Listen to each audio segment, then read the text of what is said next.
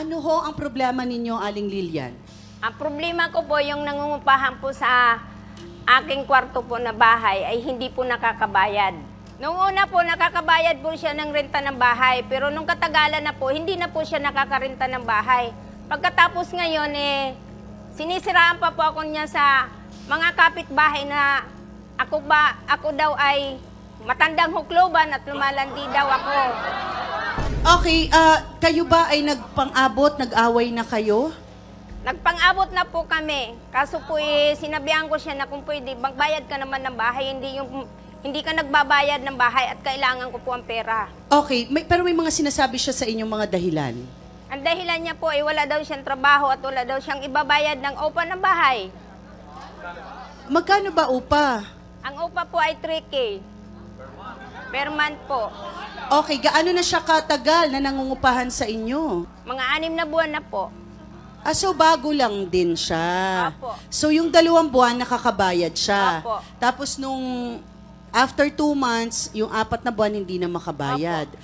Tanungin natin kung bakit hindi na nga raw makabayad. Kilalanin natin ang babaeng nagsasabing hindi nagbabayad ng renta. Sabi na nagbabayad ng bahay. Hindi ka nagbabayad ng bahay.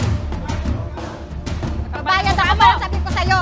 Aling Virginia, 4 months ka na, totoong hindi Wala nakakabayad? po katotohanan niya. Nagbayad po ako sa kanya ng April, May. Pero yung February, March, alam po, nagpalya po ako. Pero inuura-urada niya po ako pagbayad. So 2 months lang pa, no? Pag nagbayad, may pipirmahan? Wala po. Nag-aabot lang po ako sa kanya ng pera. Magkano? 3K po. Bakit hindi ka nagpipirma, Aling Lili? Po. Ngayon po sinasabi ko po sa kanya na ayusin niya po yung bubong namin dahil tumutulo. Oo lang po siya ng oo. Pati yung dingding po namin, puro anay. Pinapasabi ko po sa kanya na ayusin at paayos niya niya. sinasabi Paano mo? po ako makapagbayad sa Kasi, kanya? bakit magiging anay isimentado yung bahay ko? Ano nga yung hindi? Sinasabi ko sa'yo na Simentado ayusin yung mo. bahay ko, ang bubong ko, bagong palit. Palabasin mo pa kung ano sinasabi mo. Sinungaling Hindi ka. ako nagbabayad. Para sabi ko sa'yo, Ikaw pa nagbabayad mas ako. matapang kaysa sa akin. Ako nagpapaupa, ikaw nangungupahan. Pinapahiya niya po ako. Pag naniningil po yan, ura-urada, kakatuloy niya po yung bahay namin kaaga-aga. Gusto niya magbayad po ako kaagad.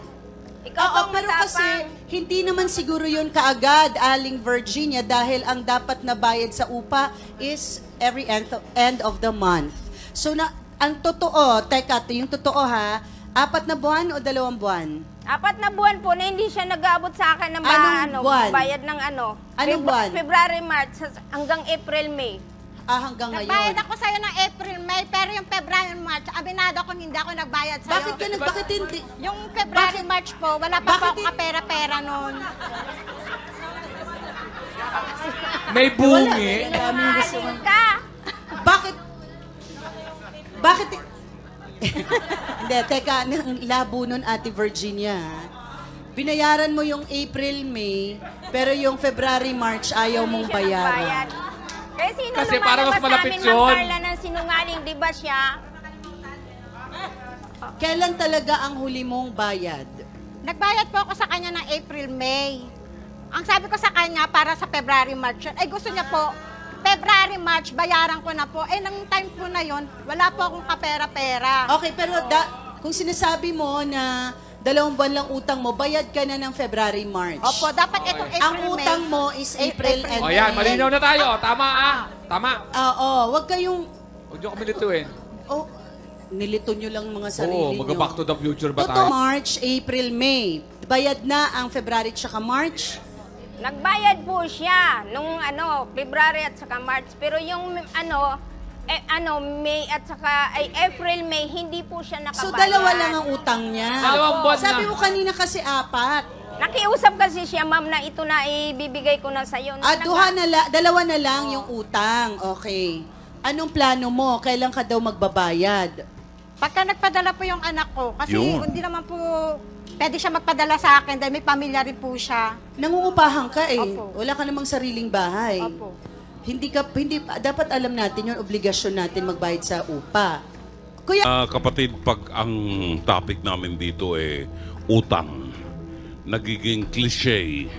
Yung sasabihin namin, sinabi na rin namin dun sa nagdaang episode tungkol sa utang. Basta utang, babayaran. Kay Aling Lilian na nagpapaupa, ilang taon na po kayo nagpapaupa ng bahay? Wala pang 1 taon. Wala pa po. Oh, okay. So, wala naman kayo resibo na binibigay na pag-usapan Wala pong kanina resibo yan, po. di ba? Baka po kailangan magpagawa na kayo ng resibo. Ngayon, nakita na po kayo sa telebisyon, pwede na kayong hanapin ng BIR. Kasi unfair naman para sa amin ang mga naghahanap buhay na binabawasan ng tax. Kayo na kumikita, hindi na babawasan ng tax, di ba? Ngayon, sabihin, konti lang naman ang kinikita namin, di ba? Pandagdag din yan. Okay. Kay Aling Virginia, pabalik-balik na lang o kaya pinagtataguan. Hindi mo na mahuli yung nagkakautang sa'yo. Kay Aling Lilian, tandaan ninyo, pagka kayo po ay nagpautang, minsan makakatikim po kayo ng isang magandang salita buhat sa nagkakautang. Babayaran kita. Nakikiusap nga ako sa'yo, babayaran kita pag nagkapera ko. Intayin mo. Yon. Hindi mo ba naintindihan yon? Alin doon? Umalis na lang po siya para wala na pong sakit sa ulo. Oh. Susuluhin ko na lang. Alright. Well, yun ang prerogative niya yun dahil siya nagpapaupan ng bahay, no? Merong iba, 2 atos na lang ang ibayad natin. May sukli ka pa. May pansukli ka ba? Ha? Kasi mamahalin yun no? Kung ibabayad natin yan, may pansukli pa o may advance ka pa. Di ba? So, siguro ang aral natin dito, alam natin na pag tayo ay uupa, meron tayong buwa ng responsibilidad. At kailangan meron tayong ekstrang pagkakakitaan. Hindi po pwede ang hindi. Umupa din po ako sa bahay sa Amerika nung araw. Tama yung sinasabi ni Mama Carla. Importante, yung iba kahit hindi ka makabayad ng kuryente, basta makabayad ka sa bahay. Dahil pagdating ng gabi, mayroon kang bubong na magpuproteksyon sa iyo.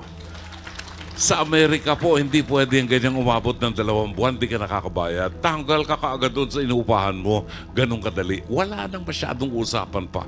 Gawa na lang po ng paraan na mabayaran. Sabihin sa anak na dagdagan mo na ang allowance ko para maibayad na. At iwasan na po natin talaga na magtagal ang utang natin.